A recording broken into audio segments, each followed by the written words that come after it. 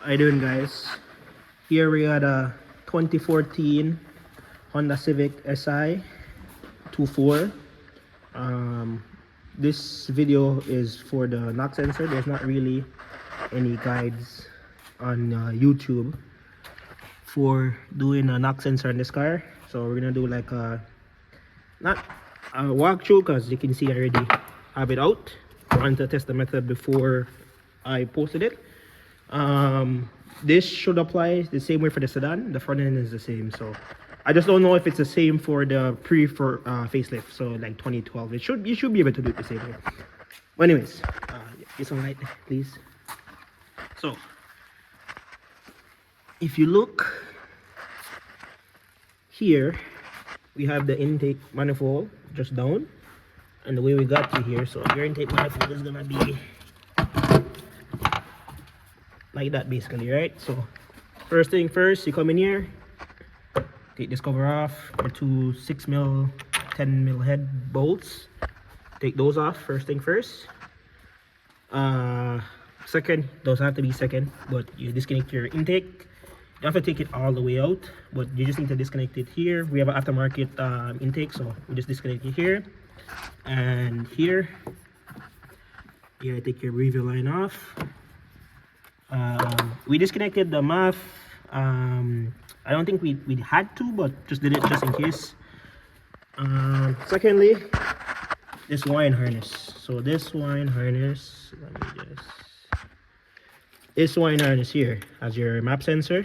So I unplugged the map sensor, and then there's another plug. Shine the light down there. Yeah, there's another plug right there. I don't know if you can see it. It's on the same bracket, so you didn't even need to unplug it. But this bracket is a 10mm bolt. You can kind of see. Let me see if I can show it. Right there. The bolt's right here. So a little 10mm. Instead of trying to fight these clips, just unbolt that. Take your map sensor out, and you can move this harness over there. All right. I'll show you the bolt. Yeah, that's the bolt that came from there. All right. Then I started to remove the bolts. So there's 5 bolts on top. So 1, 2, 3, 3, 4, 5, and then so 5 on top, and then there's 1 underneath the intake. It's gonna be hard to see, but down here there's 1 more bolt down here, so there's 6. So 5 on top right here where you can see, and there's 1 on the other side of the intake manifold. Actually, if you come here and drop this down, it goes like, yeah, it goes like right down there where my finger is. So 6 bolts. Right now, after you remove all 6 bolts on top, you still can't remove the intake manifold just yet. There is a bracket below this intake manifold that I won't be able to show, unfortunately. You have to just take my word for it. It's bolted, so it's like a L bracket, kind of like this. There's 2 bolts that comes into the intake manifold. So they're nuts and studs. So 1, 2, and the actual manifold itself, you're not gonna take those off. There's actually a bolt that goes into the block.